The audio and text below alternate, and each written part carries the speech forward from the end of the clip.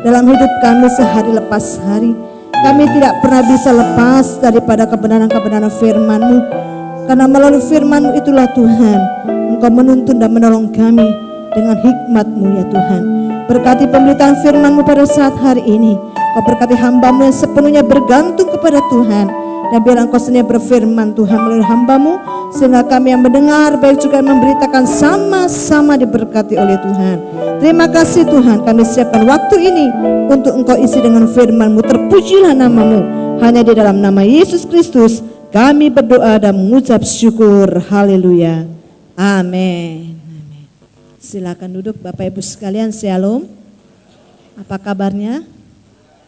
Luar biasa dahsyat bersama dengan Tuhan. Amin. Baik Bapak Ibu, firman Tuhan pada hari ini diberikan tema hidup berhikmat adalah kunci meraih berkat Tuhan. Pastinya kita semua rindu untuk diberkati, amin. Dan kita semuanya pasti maunya diberkati. Tetapi untuk meraih berkat Tuhan ada hal-hal yang harus kita lakukan. Baik, mari kita buka di dalam Amsal pasal yang ketiga, ayat yang ke-13 sampai ayat yang ke-16.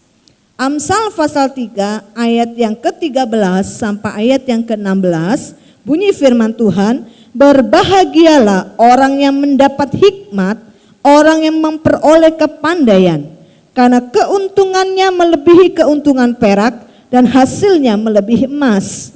Ia lebih berharga daripada permata, apapun yang kau inginkan tidak dapat menyamainya.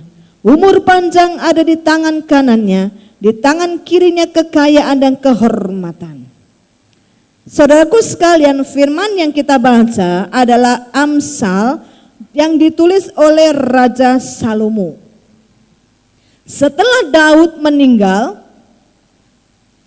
kemudian Salomo naik tahta dan tentunya tidak dengan proses yang mulus.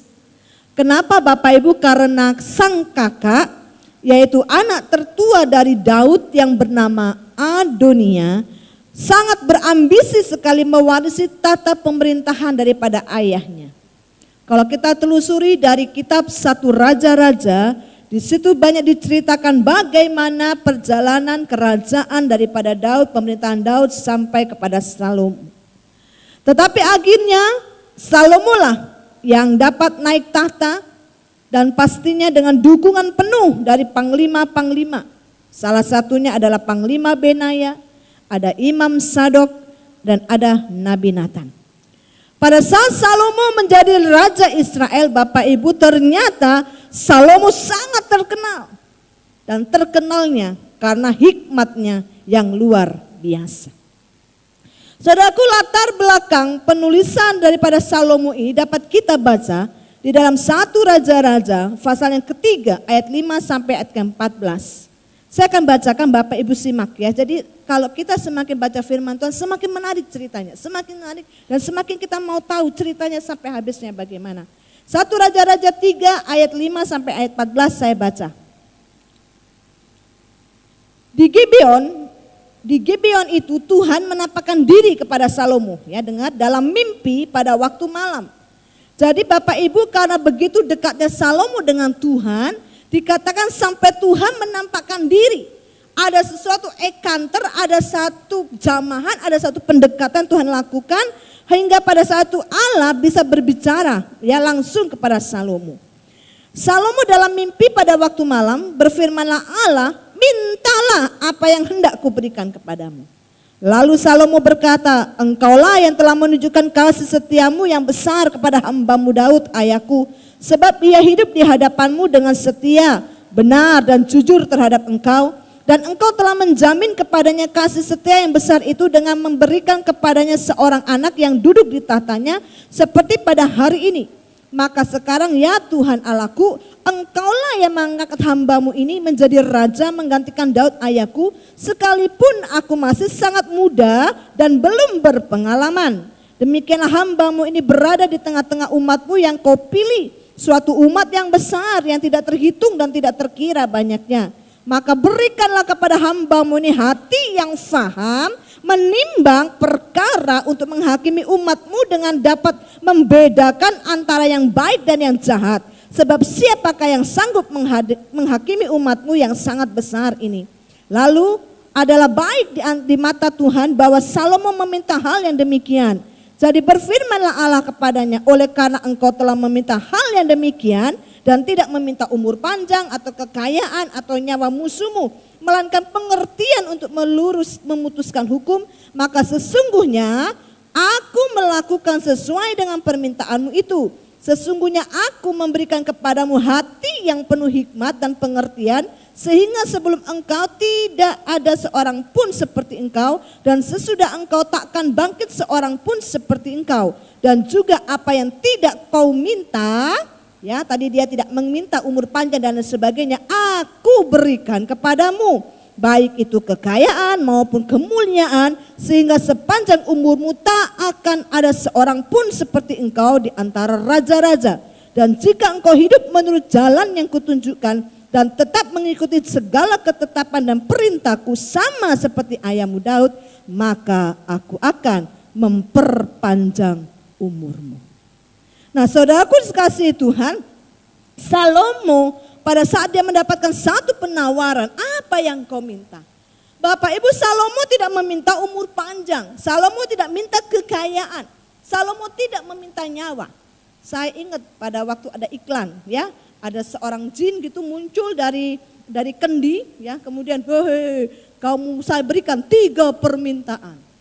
Nah, Bapak Ibu, Salomo tidak meminta hal itu, tidak meminta hal-hal material, tidak meminta hal-hal duniawi lainnya, tetapi dia meminta agar Tuhan memberinya hati yang paham menimbang perkara untuk menghakimi umatnya atau pengertian untuk memutuskan hukum. Karena pada saat itu kita tahu dari bacaan tadi bahwa pada saat Salomo diangkat menjadi raja, dia adalah orang yang sangat muda, belum berpengalaman tapi harus menghadapi bangsa Israel yang besar. Bapak Ibu, inilah yang disebut dengan hikmat. Hikmat dalam Alkitab adalah hati yang paham menimbang perkara yang baik dan yang jahat. Pada saat Salomo diperhadapkan dengan seorang wanita ataupun 2 orang wanita yang hadir pada saat itu dengan rebutan seorang bayi, maka Salomo meminta hikmat daripada Tuhan. Sehingga Bapak Ibu itu tanpa dimengerti orang lain, akhirnya Salomo diberikan hikmat itu, dan akhirnya si ibu yang sebenarnya dia merelakan anaknya untuk diambil orang lain supaya anak ini tidak dibagi 2. Nah, Bapak Ibu, itu salah satu hikmat ya, yang tidak dapat diterima oleh orang lain, tapi hari itu Salomo mendapatkan hikmat yang luar biasa. Nah, dari hikmat Salomo ini Bapak Ibu, apa sih hasil yang diperoleh Salomo? Yang pertama Bapak Ibu, dengan hikmat maka Salomo dikatakan mendapatkan kekayaan. Salomo mendapatkan kejayaan. Artinya Bapak Ibu, Salomo terhindar dari kemiskinan. Salomo terhindar dari kemalangan. Tercatat Bapak Ibu, dari segala bangsa pada saat mereka mendengarkan hikmat daripada Salomo, karena begitu luar biasanya hikmatnya Salomo Bapak Ibu, sampai dikatakan satu raja-raja itu ia menerima upeti dari semua raja-raja di bumi. Kenapa? Karena mendengar hikmat daripada Salomo. Pada saat mereka tidak bisa memecahkan masalah mereka di tengah-tengah kerajaan mereka, mereka datang minta hikmat kepada Salomo. Jadi Bapak Ibu, dari situ kita bisa melihat bahwa Salomo adalah gantungan ataupun gantungan seperti konsulat ya,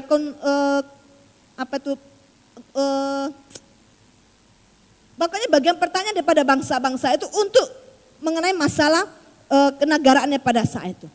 Dan dikatakan Bapak Ibu, dikatakan lebih bijaksana dibandingkan dengan tokoh-tokoh bijak dari Mesir, dari Arab, dari Kanaan, dari Edom. Dan kita lihat, kalau kita pelajari, Salomo adalah seorang pedagang yang gesit. Dia mempunyai pengetahuan yang luar biasa. Dia tahu benar strategi apa yang dia lakukan. Dan kita tahu Bapak Ibu, tahu posisi bangsa Israel bagaimana. Posisi kota Israel itu bagaimana? Pada saat itu Bapak Ibu, kota Israel itu posisinya sebagai jembatan yang menghubungkan Mesir dengan Asia. Jadi Bapak Ibu, Salomo memanfaatkan letak geografis yang strategis ini Bapak Ibu untuk menguasai jalan kafilah utama, jalan utama mereka Bapak Ibu dari utara ke selatan. Jadi setiap negara-negara yang melewati daripada jembatan itu Bapak Ibu Israel itu, mereka harus memasukkan upeti. Ya, mereka harus memberikan sesuatu sumbangan dan lain sebagainya. Sehingga hari itu dikatakan rakyat Israel, bangsa Israel memonopoli jalur pelayaran laut. Dan di bawah strategi perdagangannya itu Bapak Ibu, tingkat perekonomian Israel menjadi sangat tinggi. Sampai dikatakan kekayaannya Salomo tidak terbilang besarnya. Sampai seluruh perkakas minuman dan semua perabotan di istana dikatakan terbuat dari emas murni. Tata Salomo pun dibuat dari gading yang disalut dengan emas murni. Bapak Ibu, tercatat di dalam 1 Raja-Raja 10 ayat 23. Raja Salomo melebihi semua raja di bumi dalam hal kekayaan dan hikmat. Jadi Bapak Ibu, hikmat inilah Bapak Ibu yang diminta oleh Salomo. Salomo tidak meminta kekayaan, kehormatan, kejayaan, tapi Salomo meminta hikmat. Dan dengan hikmat itu Bapak Ibu sebenarnya ternyata bahwa kekayaan, kejayaan, kebesaran, kemasyarakat adalah satu bonus dari apa yang dia dapat. Bapak Ibu, hikmat itu sangat penting dalam kehidupan kita. Amin. Di dalam dunia yang sempurna kita patut harus berperilaku bijak. Dan pada saat kita berperilaku bijak dengan hikmat, maka selalu akan mendatangkan manfaat. Di tengah-tengah kehidupan kita yang kacau sedemikian Bapak, di tengah-tengah dunia yang kacau. Tapi hikmat, pada saat kita hidup dengan penuh hikmat, maka akan menghasilkan berkat-berkat yang jelas. Jadi Bapak Ibu, dengan kehidupan ekonomi yang begitu, sekarang perdagang begitu susah. Bukanlah kita anggap sebagai sesuatu hal yang menakutkan. Tetapi kita bisa melihat, minta hikmat kepada Tuhan. Ada peluang-peluang apa di sana? Ada peluang-peluang Tuhan bisa berikan di sana Bapak Ibu. Satu contoh Bapak Ibu, kita lihat Pak Tirto, ya. Bapak Ibu pernah minum aqua, ya. Aqua ini Bapak Ibu, ini pertama kali dilakukan oleh Pak Tirto, ya. Pada saat itu sudah ada teh botol, sudah ada Coca-Cola dan lain sebagainya.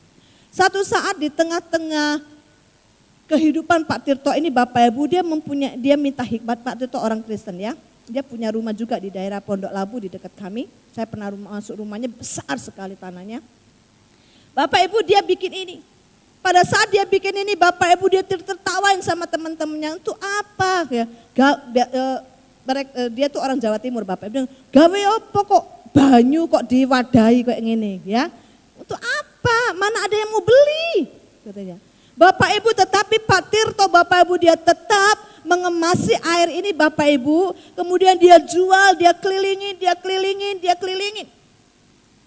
Dan Bapak Ibu memang butuh waktu proses yang sangat lama. Tetapi akhirnya Bapak Ibu ini semuanya mendatangkan satu keberhasilan bagi Pak Tirto. Air ini praktis ya, di mana-mana sekarang Bapak Ibu coba kalau Bapak Ibu beli. Ya kalau Bapak Ibu butuh minuman, pasti Bapak Ibu tanya, ada aqua enggak ya? Padahal yang didapat apa? Fit, ya, Prima, apalagi klub. Tapi Bapak Ibu tanya apa? Aqua.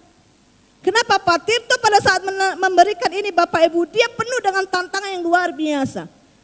Dan pada saat dia memohon pada Tuhan Bapak Ibu, dia berikan hikmat ini. Dan sekarang dia berhasil luar biasa. Sekarang dulu dia dorong-dorong, dulu dia jualan teriak-teriak air. Sekarang dia cuma hanya tinggal duduk-duduk diam. Kenapa? Semuanya berjalan dengan baik. Nah Bapak Ibu, hikmat yang tidak bisa kita sangka, itu Tuhan bisa berikan di tengah-tengah kesulitan hidup. Tuhan berikan hikmat. Bapak Ibu, saya punya jemaat, namanya Ibu Liati, orang Kalimantan. Ternyata setelah kami berkenalan, Bapak Ibu, dia dari suku Dayak, suaminya Buddha. Ya, terus saya pendekatan, mulai dari anaknya masuk gereja sampai mereka semua masuk gereja.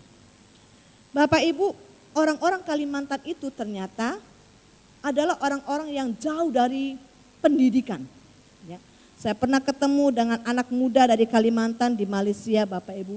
Dia nggak lulus SD. Nah jemaat saya ini juga nggak lulus SD. Ibu Lianti nggak lulus SD, punya adik 2 bersama dengan kami juga nggak lulus SD Bapak Ibu. Nah suaminya juga nggak lulus SD. Coba bayangkan bagaimana dia bisa berhidup di Jakarta yang begitu sulit ini. Bapak Ibu, karena dia rumahnya di Pondok Labu, jadi saya sering ke situ hampir tiap hari karena kami ngantor di Kapel Pola ya di Pondok Labu. Jadi setiap hari saya base campnya di situ. Nah Bapak Ibu, rupanya saya lihat pengalaman-pengalaman apa yang didapat oleh keluarga ini. Bapaknya itu walaupun tidak bisa menulis, Bapak Ibu dia belajar membaca, belajar seadanya. Kemudian dia ngelihat yang namanya BB ya WhatsApp, kemudian FB dan sebagainya. Itu ilmu diambil Bapak Ibu. Dia ngomong, saya Bu orang bodoh, kita nggak sekolah, tapi kita harus memintarkan diri. Bapak Ibu dia belajar, dia bisa nulis dan lain sebagainya, puji Tuhan walaupun dengan seadanya. Pada saat Bapak Ibu dia rajin, dia bekerja dan sebagainya, Bapak Ibu apa yang dia lakukan? Tuhan kasih ilmu luar biasa Bapak Ibu. Dari orang gak lulus SD dengan kepintaran yang minim sekali. Tapi Tuhan berikan tangan yang luar biasa, hikmat yang luar biasa. Bapak Ibu rumahnya itu cuma 4x6 atau 4x5. Jadi disitulah rumah, disitulah kamar mandi, disitulah tempat tidur dan lain sebagainya. Dia buka warung. Dia tiap hari Bapak Ibu dia jualan jus. Jusnya itu Bapak Ibu mau sebulan setahun kemarin sampai hari ini rasanya sama. Enggak mudah loh, saya punya jemaat satu lagi jualan jus. Hari ini beda, 1 jam lagi rasanya beda. Kadang lupa kasih gula. Pernah pertama kali jualan 8 pesen es jus. Jusnya lupa kasih gula semuanya. Coba bayang. Tapi ibu ini Bapak Ibu mulai dari dulu sampai sekarang buka jus rasanya sama. Kentalnya sama. Padahal ilmunya Bapak Ibu pendidikannya rendah. Tapi dia bisa mengukur sebelum dia jualan, dia ukur dulu nih sekilo gulanya seberapa, dicobain dulu. Sampai enak, sampai mantap itu yang diingat, ditulis Bapak Ibu. Dia jualan es kacang hijau dijual, kemudian kalau nggak laku dibikin es mambo. Bapak Ibu orang dia tinggal di dekat pasar, dan banyak orang-orang pasar di situ kan dia kenal. Tapi orang-orang pasar itu untuk pergi Bapak Ibu nggak akan mungkin makan, nggak akan mungkin beli di Ibu Liati ini. Jadi Bapak Ibu dia bawa baki, di situ dia ada jus 2-3 biji, ada kacang hijau, ada biji salak. Waduh macam-macam, saya ngomong kok bisa ya tiap hari tuh ngerjain berapa macam Bapak Ibu. Dia jualan, dia naik dari lantai 1, lantai 2, lantai 3. Dia sampai ke pasar becek Bapak Ibu tiap hari dengan topi yang lebar dia jualan. Dia orangnya Bapak Ibu penuh dengan senyum. Dipanggilnya Mbak Ati, Mbak Ati. Sekarang satu pasar tahu itu siapa Mbak Ati. Jadi kalau saya beli, Bu taruh di mana barangnya? Taruh di Mbak Ati. Jadi saya kok beli belanja di pasar Bapak Ibu dikasih harganya Mbak Ati, harga lebih murah. Bapak Ibu saking begitu luar biasanya, dia jualan pisang raja, disunduin gitu ya, dikasih kayak sate gitu, dia kasih coklat Bapak Ibu. Itu dijual ke pasar. Semua yang dia jual laku. Bayangkan Bapak Ibu. Dia jual yang namanya puding. Puding itu kan murah ya. Dia tempatnya di tempat kecil-kecil 1.000 perak, 1.000 perak. Itu laku. Kacang hijau gak habis dibikin puding. Laku. Coba Bapak Ibu bayangkan. Yang dijual selalu laku. Ada penemuan baru yang dia belajar. Dengan sederhana dia belajar Bapak Ibu. Sampai masakan sekarang dia jual masakan. Dia jual makanan, dia jual cemilan dan lain sebagainya. Saya aja bingung, aduh itu tangannya cuma 2, tapi segala sesuatu nih kerjain semuanya. Hebat Bapak Ibu, dari pagi berangkat ke pasar sampai malam gak berhenti. Untung punya suami yang baik dibantuin Bapak Ibu hari lepas hari.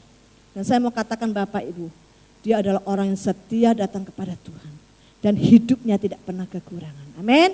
Hidupnya gak pernah kekurangan, dia punya hikmat, dia dikasih hikmat untuk apa. Dan dia memang adalah orang yang sangat rajin luar biasa. Dari orang gak lulus SB Bapak Ibu, tapi dia bisa survive di Jakarta.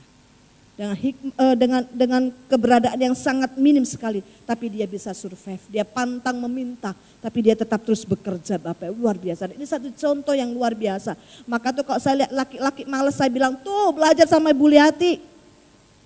Laki-laki aja malas gimana coba. Lihat ibu perempuan aja begitu giginya, begitu gesitnya. Masa laki-laki kalah dengan badan yang sehat, tuh belajar.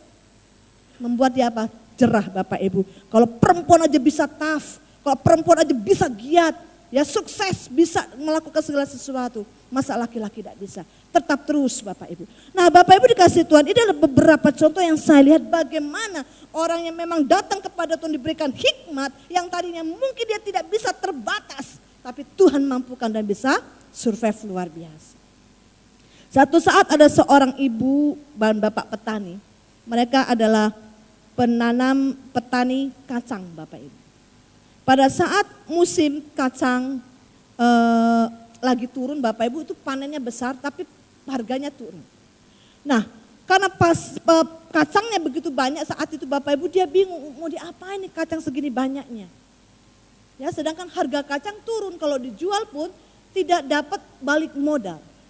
Nah Bapak Ibu, dia berdoa kepada Tuhan, Tuhan mau diapain ini kacang ini Tuhan. Akhirnya Bapak Ibu apa yang terjadi? Dia iseng-iseng, enggak tahu lah iseng-iseng tuh gimana caranya Tuhan. Ya, dia mau coba-coba, akhirnya kacang tuh dipetikin Bapak Ibu. Kacang itu dipetikin ya, kemudian digoreng Bapak Ibu, kemudian di blender. Di blender jadi Bapak Ibu jadi kacang yang halus. Nah saking banyaknya itu Bapak Ibu, dia kasih ke tetangga-tetangga. Untuk apa ya? Akhirnya untuk roti dan lain sebagainya. Jadilah Bapak itu selai. Dan tetangga-tetangganya ngomong, enak loh, enak loh, enak loh. Akhirnya Bapak Ibu, dia mulai memproduksi ya. Mulai produksi agak banyak, mulai dijual, dan sekarang Bapak Ibu kita lihat, kita bisa beli selai kacang. Dari situ akhirnya muncul selai yang lain. Dari mana? Dari selai kacang, dari seorang petani, dari sepasang suami istri seorang petani kacang. Karena mengalami kebobrokan, mengalami kebangkrutan ya secara ekonomi. Tapi Tuhan berikan hikmat yang luar biasa. Terciptalah selai kacang itu dan menaikkan harkat hidup mereka, menaikkan ekonomi mereka. Nah Bapak Ibu, hikmat itu sangat penting sekali. Amin. Oleh karena pada saat kita menghadapi pergumulan, menghadapi masalah, datang kepada Tuhan Sang punya hikmat. Karena dengan hikmat itu dikatakan kita akan diberikan kemampuan, kita akan diberikan kebijaksanaan, kita akan diberikan kepengetahuan, kita diberikan sesuatu kecerdasan. Sehingga membuat kita bisa jadi inovatif, kita menjadi produktif. Ya, kita bisa melakukan segala sesuatu yang kita bisa lakukan pada saat hikmat itu bekerja dalam kehidupan kita.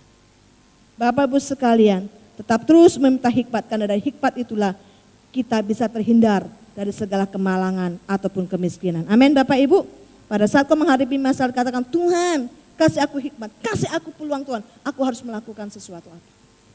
Bapak Ibu, ini satu kesaksian pribadi, saya enggak nyombongkan diri Bapak Ibu, tapi bagaimana Tuhan melakukan sesuatu hal bagi saya.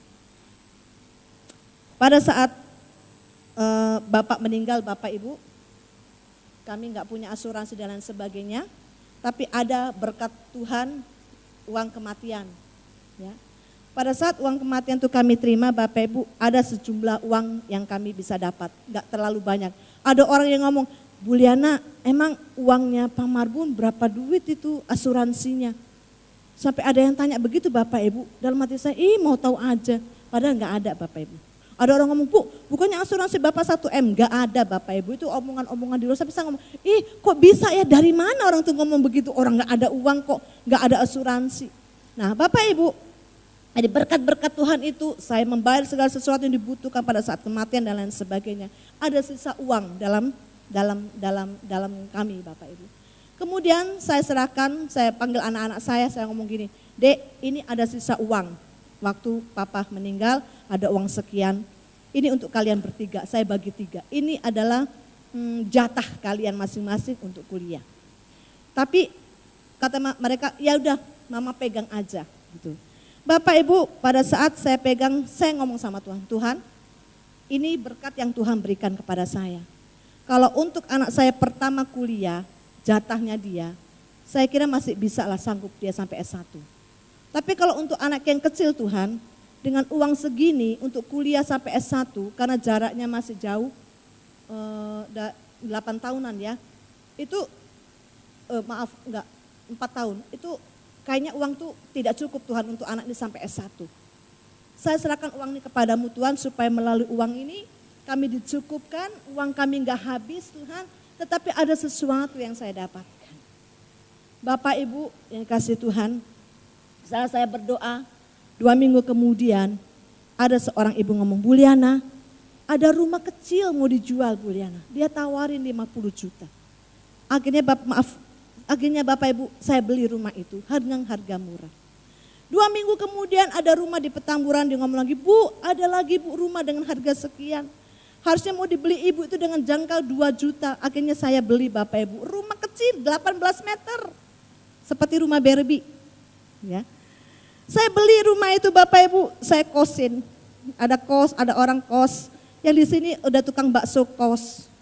Ya, tiap bulan saya dapat duit. Anak saya yang gede ngomong gini, Mama, Jangan dimahalin mah, kasihan mah. Jadi Bapak Ibu kos-kosan saya nggak pernah naik. Jadi orang tuh pada betah semua. Kalau mau saya naikin adik saya ngomong, anak saya ngomong, jangan mah kasihan mah. Coba Bapak Ibu kok kos-kosan naik, semuanya pada naik, saya nggak naik-naik. Nah Bapak Ibu akhirnya kemudian ada sebulan kemudian ada seorang Pak Haji datang ke rumah, dia mau jual rumah karena dia butuh uang untuk ngawinin anak. Jadi saya ngomong gini, Pak Haji saya nggak punya uang, cuma ada segini-gininya Pak Haji.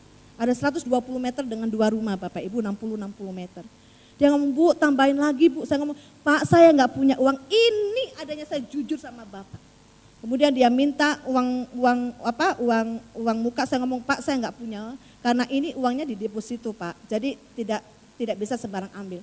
Akhirnya Bapak Ibu sebulan kemudian ngomong, suruh tambahin, saya nggak ada Pak, bukan saya bohong, saya memang adanya segini. Akhirnya Bapak Ibu sebulan kemudian dia ngomong, udahlah Bu biarin dah Bu, saya kasih itu rumah. Bapak Ibu sambil dibuat surat-suratnya semua dikasih ke saya. Jadilah Bapak Ibu dengan uang anak-anak jatah anak-anak saya, akhirnya saya bisa belikan rumah-rumah itu. Nah kemudian pada saat anak saya SMA, dia butuh motor, saya ngomong Tuhan anak saya butuh motor Tuhan gimana. Memang rumah di Petamburan pertama itu memang suka banjir Bapak Ibu. Saya beli dengan harga 50, setahun kemudian naik jadi 75 juta. Saya ngomong Tuhan terima kasih ada 25 juta lebihnya. Saya ambil perpuluhan, saya beliin anak saya motor dengan cash Bapak Ibu. Puji Tuhan, hebat Tuhan Bapak Ibu.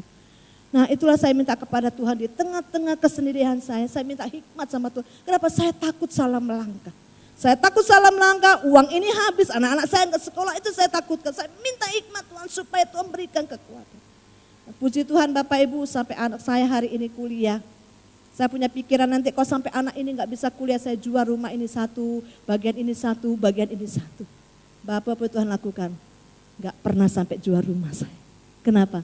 Tuhan itu dah dahsyat.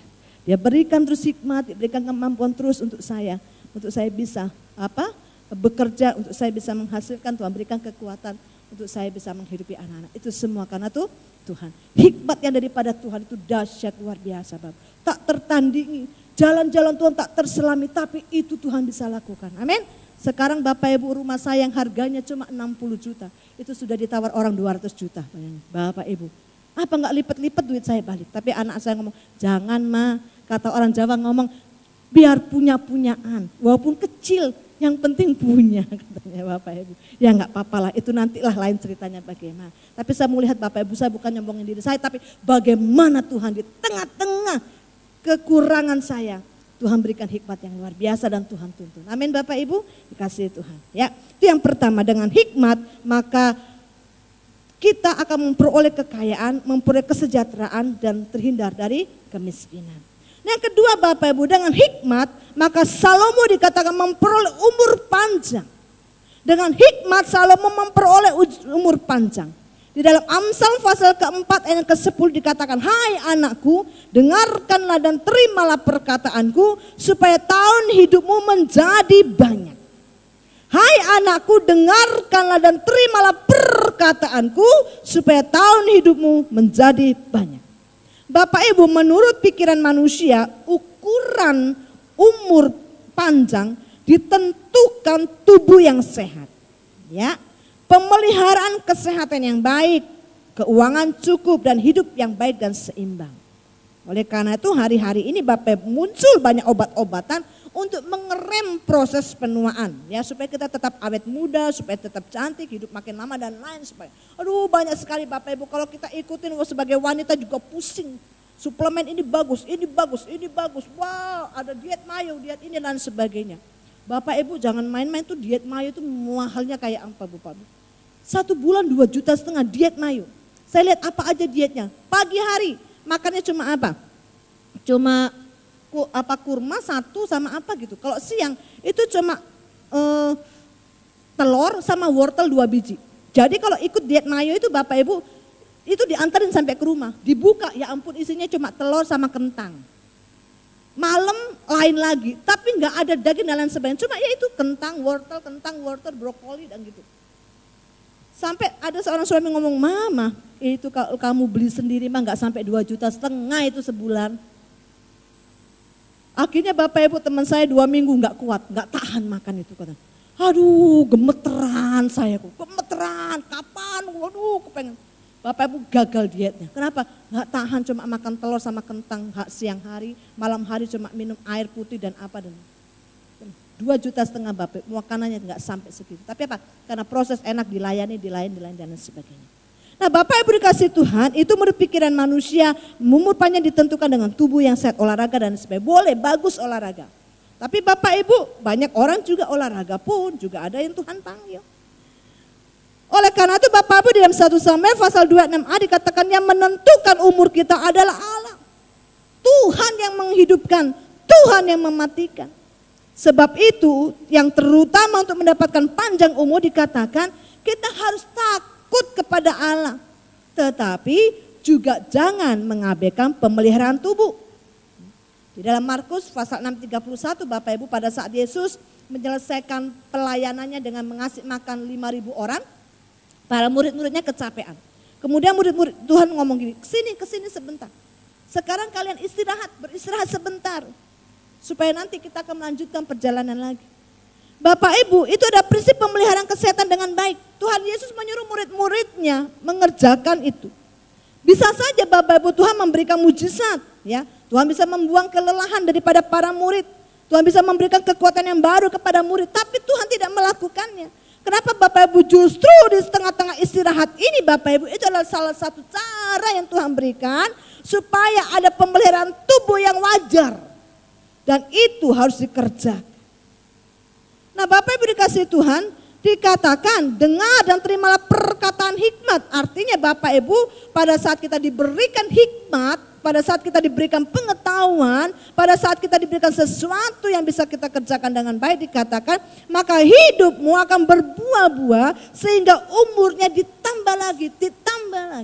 Kita takut akan Tuhan, kita belajar memelihara dengan baik tubuh kita olahraga, kita jaga makan dan lain sebagainya. Dikatakan semakin Tuhan tambahkan. Buahnya semakin melimpah, rohaninya pun semakin tumbuh. Amin. Buah kehidupan kita semakin melimpah, badan sehat, tapi rohani kita pun jadi tumbuh sampai tingkat tertinggi. Bukan panjang umur yang sia-sia, yang gak berguna karena sakit. Bukan karena panjang umur yang sia-sia karena melarat. Karena celaka, penuh problem, sakit, kepahitan. Tetapi Bapak Ibu panjang umur yang indah. Benar Bapak Ibu? Ada orang mengatakan kalau lahir dengan enak, hidup berfoya-foya, nanti masuk surga, mati masuk surga dan lain sebagainya. Bapak Ibu panjang umur itu maksudnya gimana? Panjang umur yang indah. Bukan panjang umur tapi sakit-sakitan. Saya melihat Bapak Ibu, ada beberapa ibu-ibu yang saya lihat umur panjang. Aduh, betapa terharunya saya gitu. Usia 60 tahun seorang ibu masih gesit, masih melayani, masih setir mobil. Saya kaget, saya kira masih 52. Enggak Bu, saya sudah 60, ada lagi 65. Saya ngomong, ya ampun hebatnya luar biasa. Semua apa Ibu kalian lihat apa? Orangnya cinta Tuhan, suka senyum, suka melayani, gak punya pikiran jahat sama orang lain dan lain sebagainya. Saya lihat rohani mereka bertumbuh kuat Bapak Ibu. Menikmati hidup. Bisa setir mobil sendiri, gak minta anak, masih bisa menghasilkan uang sendiri. Aduh saya ngomong hebat, ini loh Bapak Ibu dikatakan masa tua yang indah. Tapi kalau kita punya masa tua yang di kamar tidur, sakit-sakitan, Bapak Ibu sekarang nih usia kita 40 tahun nih maaf ya, kadang-kala boyok kita tuh udah sakit. Ya. Dulu waktu melahirkan suami-suami ngomong, ya ibu-ibu juga ngomong, mama-mama kita ngomong jangan nyuci. Tapi kita sok kuat, enggak kok cuma nyuci celana bayi. Lama-lama bapak kita merasa sok kuat, air seember kita taruh, ember seember kita angkat dan lain sebagainya. Sampai kita Bapak Ibu ini merasakan saya umur 40 saja, ini sudah boyok, ini loro kabeh, sakit semua Bapak Ibu. Ini masih usia 40. Jadi kalau saya lihat umur 60 masih sehat, wow bagi saya, sampai saya aduh bisa enggak ya saya sampai 60 seperti Bapak Ibu-ibu ini. Hebat luar biasa. Karena saya lihat sekarang Bapak Ibu di rumah-rumah sakit, usia 35 udah sakit-sakitan. Kemarin saya melihat di Malang Bapak Ibu, itu usia 40 ya teman saya. Dia kesaksian, dia sampai ngomong, Pak tak tinggal ya Pak. Karena dia mengalami sakit Bapak Ibu, dia dari 98 kilo, dia turun 24 kilo Bapak Ibu. Karena sakit jantung, karena ke paru-paru, mengalami sakit jantung yang lama Bapak Ibu, sampai akhirnya dia pasrah, dia ngomong di Facebook juga, oh nadanya mau ke kematian. Dia kemarin cerita sampai nangis, ngomong, Pak, tak tinggal yo Pak, jogo arek-arek Pak, jaga anak-anak. Enggak Ma, aku belum siap ditinggal Ma, Mama harus sembuh. Bapak Ibu ini suami begitu luar biasa menyertai, mendampingi si istri untuk berobat, mengasihi, mencintai, mendoakan dan luar biasa. Dan dia katakan, puji Tuhan, hari ini saya sudah merasakan kebaikan-kebaikan Tuhan, saya mulai sehat. Saya bersyukur punya suami yang ganteng bagi saya, walaupun dia jelek bagi Anda, tapi dia cukup ganteng bagi saya. Bapak Ibu yang dikasih Tuhan, betapa yang masih muda-muda ini Bapak Ibu mengalami umur panjang tapi sakit-sakitan. Nah, yang kita minta ada dikatakan kita umur panjang, kita dalam keadaan sukacita. Dalam keadaan panjang kita mengalami yang namanya damai sejahtera. Mama saya kemarin mempunyai waktu yang sangat sempit Bapak Ibu, dia tiba-tiba ngabur dari Probolinggo, karena saya di Malang, Bapak Ibu di rumah adik saya, dia kabur ke rumah adik saya 2 jam. Saya juga nggak tahu kok tiba-tiba dia saya, Deh, mereka manggil saya Cidede, Mama pergi ke Malang. Loh, kok kamu diemin ke Malang? Nggak usah ke Malang lah, ngapain gitu. Enggak kata, terus Mama ngomongin, lah kamu aja jauh-jauh dari Jakarta bisa, masa Mama nggak bisa. Padahal usianya udah 65 tahun. Nah Bapak Ibu dikasih Tuhan, dia cerita bagaimana kakaknya dia mengalami penderitaan di masa tua. Badannya kurus, tiap hari datang ke rumah mama saya gerutu terus. Gimana lah saya ini, gimana lah kita ini, semakin tua kok bukannya gak bahagia. Anak-anak gak ada yang perhatiin, kita terus bekerja untuk menghidupi cucu-cucu semua yang kuliah-kuliah. Belum lagi bayar cicilan motor, belum ini. Nggak mengalami masalah, nggak mengalami masa-masa menjadi indahnya orang tua, masa-masa mereka menjadi kakek dan nenek. Terus dibebani dengan anak-anak, dibebani dengan cucu, dibebani dengan menantu dan lain sebagainya. Bapak Ibu dikasih Tuhan, itu bukan yang kita mau. Bukan panjang umur yang sakit-sakitan, bukan umur panjang yang penuh dengan penderitaan, tapi panjang umur yang indah. Artinya Bapak Ibu, kita hidup dengan hikmat Allah, sehingga apa? Banyak buah-buah yang indah yang kita hidupi dalam hidup ini. Amin. Itu yang kita mau. Amin. Walaupun kita sudah usia senja, tapi kita masih bisa bekerja. Kita masih bisa melayani, kita masih bisa menjadi berkat bagi banyak orang. Bapak Ibu dikasih Tuhan, orang yang hidup berhikmat, maka hidupnya tidak akan pernah ngawur. Orang yang berhikmat hidupnya tidak akan pernah ngawur, tapi selalu dicocokkan dengan firman Tuhan. Sehingga firman Tuhan itu berkenan. Dan dikatakan pada saat kita berkenan, seperti Daud tadi katakan, Salomo katakan, seperti ayahku Daud. Hidupnya berkenan kepada Tuhan, maka umurnya akan diperpanjang oleh Tuhan. Nah Bapak Ibu, untuk kita mendapatkan umur panjang, tetap terus harus mentaati firman Tuhan. Dekat kepada Tuhan. Amin. Sehingga kita ada di dalam posisi yang tadi saya katakan. Nah, Bapak Ibu itu tadi saya katakan hikmat yang memperoleh kekayaan, hikmat memperoleh mendapatkan sesuatu panjang umur. Tapi bagaimana cara memperoleh hikmat itu? Bagaimana caranya? Nah Bapak Ibu, Amsal pasal 4 ayat 10 dikatakan ini, perolehlah hikmat, perolehlah pengertian, jangan lupa dan jangan menyimpang dari perkataan mulutku. Bapak Ibu, hikmat Allah itu penting untuk hidup kita. Hikmat Allah itu penting untuk kehidupan kita yang saleh. Ya, coba kita baca di dalam Amsal pasal yang keempat. Kemarin Bapak Ibu waktu persiapan firman ini saya baca semua Amsal Bapak Ibu. Ya, dari Amsal pasal 1 sampai pasal 4 sampai ayat pasal yang ke-12 apa saya baca itu. Saya pelajarin Bapak Ibu. Dan saya bingung, aduh Tuhan apa yang mau saya sampaikan, begitu banyak untuk boleh menyampaikan dengan hikmat ini. Tapi yang ditekankan oleh gereja itu apa, saya bergumul Bapak Ibu. Nah kita baca di dalam ayat yang ke-20 sampai ayat 22. Amsal pasal 4 ayat 20 sampai 22. Hai anakku, perhatikanlah perkataanku, arahkanlah telingamu kepada ucapanku.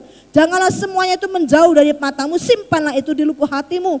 Karena itulah yang menjadi kehidupan bagi mereka yang mendapatkannya dan kesembuhan bagi seluruh tubuh mereka. Kita baca di dalam pasal 3 ayat 21 sampai 22. Pasal 3, hai anakku, janganlah pertimbangan dan kebijaksanaan itu menjauh dari matamu, peliharalah itu.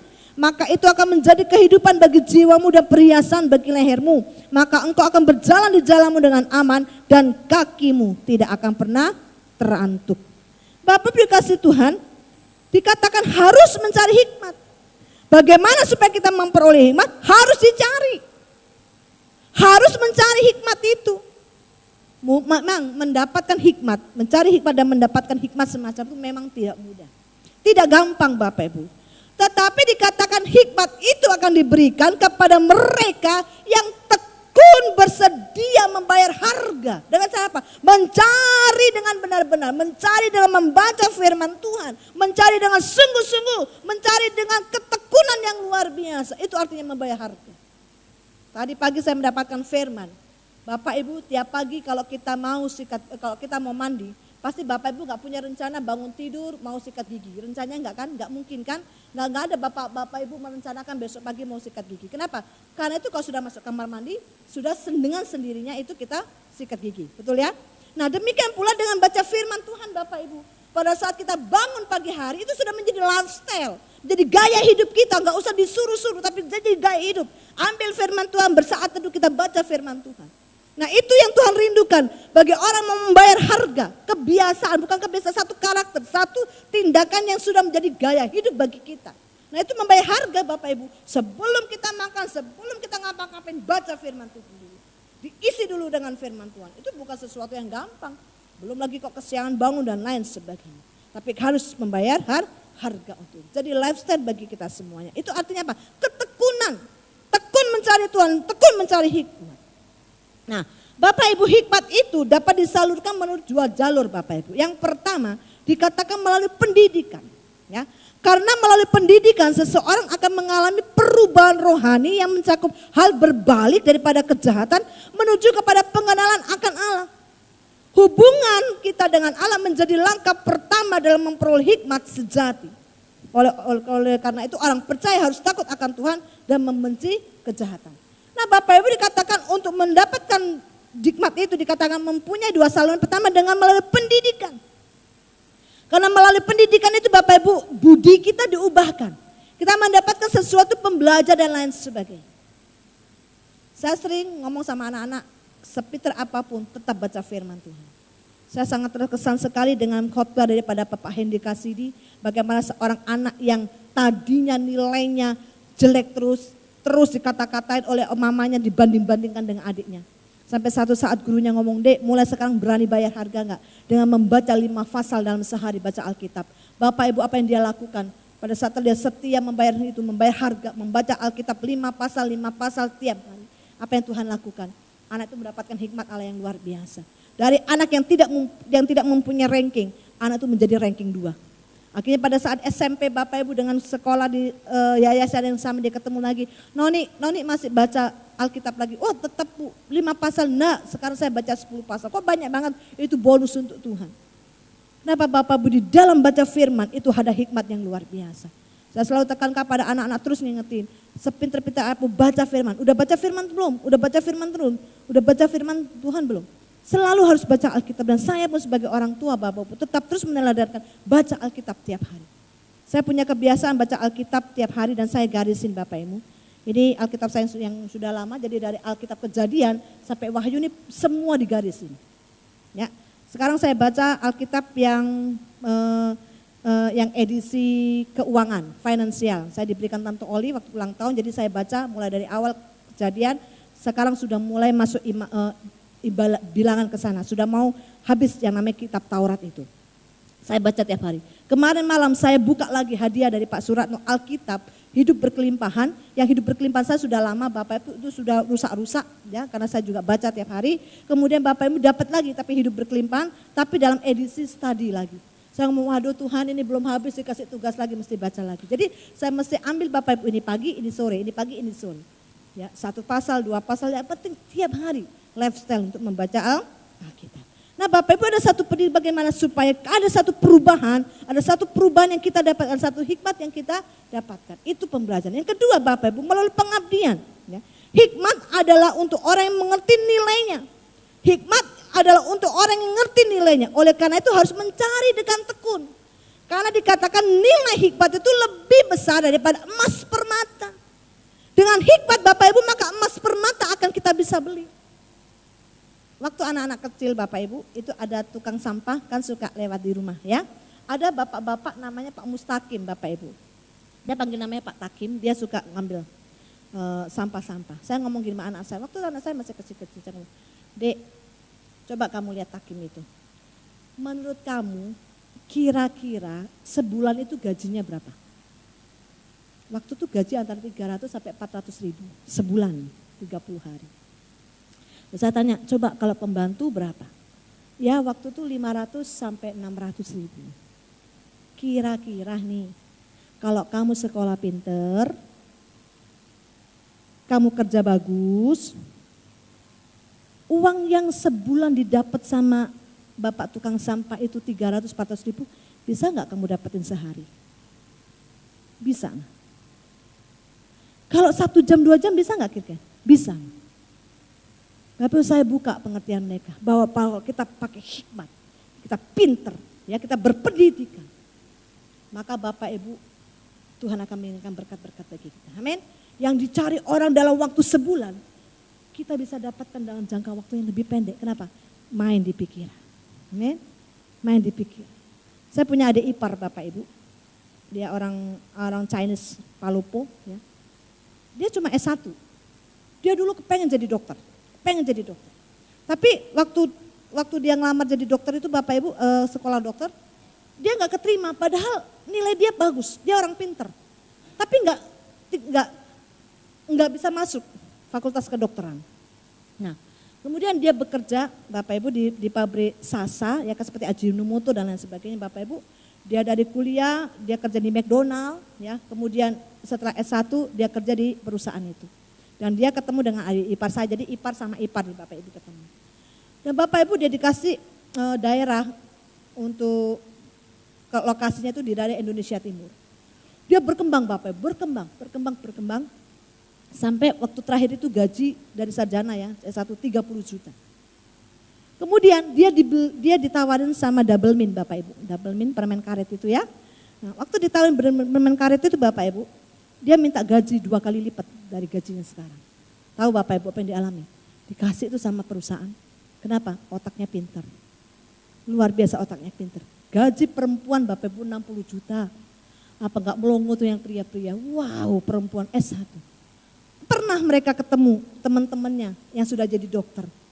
Dia ngomong, aduh jadi dokter gajinya enggak ada loh kayak kamu. Kami gaji dokter enggak ada seperti kamu sampai 60 juta. Padahal cuma kami gaji itu berapa? Paling 10 juta. Terus dia ngomong gini, oh Tuhan rupanya ini loh Tuhan saya gak jadi dokter. Rupanya Tuhan kasih saya yang lain dan lebih survive dari itu. Dia beli rumah, dia beli apartemen Bapak Ibu dengan uang masih gadis. Dia bisa nyeling rumah 2 di Surabaya. Dia punya beberapa model hebatnya. Pak hikmatnya luar, pinternya luar biasa. Saya punya adik ipar Bapak Ibu itu gaji 150 juta sampai 200 juta. Bayangkan perempuan. Tapi karena dia hikmatnya, pinternya luar biasa. Ya, dia bisa mendapatkan sesuatu hal yang besar yang Tuhan berikan. Nah Bapak Ibu dikasih Tuhan dengan pengabdian mencari dengan tekun. Belajar dengan baik, bijaksana. Harus ada didikan-didikan yang kita terima. Bapak Ibu menarik sekali. Di dalam Amsal pasal 3 ayat yang ke-11 dikatakan ini. Pasal 3 ya. Ini sangat menarik bagi saya Bapak Ibu. Pasal yang sebelah ayat yang 11 ya. Tunggu sebentar. Coba nanti Bapak Ibu cari ayatnya. Tadi kemarin saya sudah dapat. Ngomongnya begini Bapak Ibu. Selama aku masih lemah di dalam rumah Bapakku, maka aku mendengarkan didikan itu. Pasti ada di sini. Cuma saya lupa ayatnya. Nah Bapak Ibu, pada saat aku lemah, pada saat aku tidak berdaya, aku menerima semua didikan orang tua. Artinya Bapak Ibu, rupanya kita mempunyai satu tugas untuk mendidik anak-anak kita. Selama masih aku muda, selama masih aku tidak berdaya. Maka itu Bapak Ibu, kalau ada program 414, ya pintu 414 itu kan anak itu bisa dididik itu antara usia 4 sampai 14 tahun. Lebih dari 14 tahun Bapak Ibu mau dididik kayak apapun, itu sudah mulai keras. Maka tuh selama anak-anak masih prot bayi dari rahim, dididik terus sampai usia 14 tahun Bapak Ibu. Kita tanam terus pendidikan. Maka itu Bapak Ibu itu masuk dalam pemikiran mereka. Dan kita sebagai anak nurut apa pendidikan orang tua Bapak Ibu dikatakan. Itu adalah salah satu contoh mendapatkan hikmat. Mendengar nasihat orang tua, mendengarkan nasihat sesama. menghargai hikmat itu sebagai hal yang lebih berharga daripada perak. Lebih berharga dari emas atau batu permata. Saya tadi cerita mama saya, Bapak Ibu datang ke Malang. Mama saya itu ceritanya Bapak Ibu, setiap ketemu saya pasti ngasih nasihat. Setiap ketemu anaknya pasti ngasih nasihat. Ya, memang bukan seperti anak-anak tadi yang ngomong gini. Elengo lo ya gitu. Pokoknya hidup mbak Tuhan aja deh. Hidup sama Tuhan aja, nggak usah macam-macam hidupmu ya Lian. Nggak usah macam-macam, ikut Tuhan aja. Ingat Tuhan. Jangan bikin malu nama Tuhan. Jangan bikin malu nama suami, jangan bikin malu nama orang tua. Hidup aja bersama dengan Tuhan. Tetap kuat di dalam Tuhan. Selalu itu Bapak Ibu yang diingatkan Tuhan.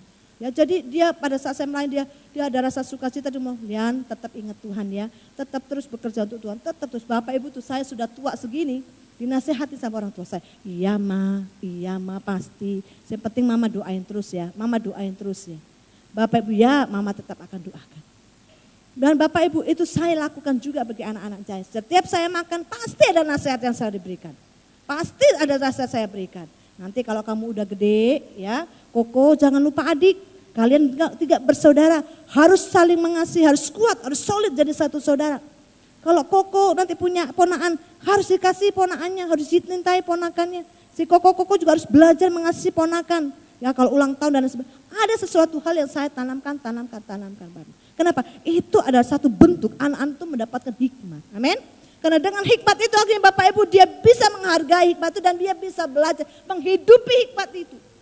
Dan saya percaya orang yang menghargai, orang yang belajar sungguh-sungguh mau mendengarkan perintah-perintah itu baik dari perintah Allah, perintah orang tua, nasihat orang-orang sesama kita dan lain sebagainya. Pada saat kita hargai dan kita terima dan kita lakukan, saya percaya Bapak Ibu Tuhan akan berikan hikmat itu. Ada satu pengertian yang kita mengerti dan kita bisa jalankan, maka hidup kita pun penuh dengan keberhasilan. Amin Bapak Ibu. Oleh karena pada saat kita menghadapi pergumulan, tetap terus datang kepada Tuhan. Amin. Minta hikmat, peroleh hikmat, cari hikmat dengan tekun. Maka segala sesuatu Tuhan akan berikan dalam hidup kita dan kita akan terhindar dari hal-hal yang tadi itu. Amin untuk firman Tuhan. Haleluya. Haleluya, glory. Mari Bapak Ibu kita sambut firman Tuhan, kita responi firman Tuhan. Kita sadari bahwa hidup kita ini sangat lemah, amin. Mari kita bangkit berdiri bersama-sama. Kita sadari bahwa hidup kita ini sangat lemah, sangat terbatas. Kadang kita sering menemui jalan-jalan buntu, ya. Apalagi kalau kita tahu, aduh ilmu kita sedikit, kita nggak mampu dan sebagainya. Rasanya nggak ada jalan keluar. Tapi Bapak Ibu kita punya Tuhan yang luar biasa, amin. Datang kepada Tuhan. Mari kita pujikan sebuah lagu sebagai lagu doa kita. Bimbinglah daku ya Yesus di sepanjang jalan hidupku. Bila firman Tuhan itu yang menjadikan suluh bagi kita supaya kita tidak sesat di jalan-jalan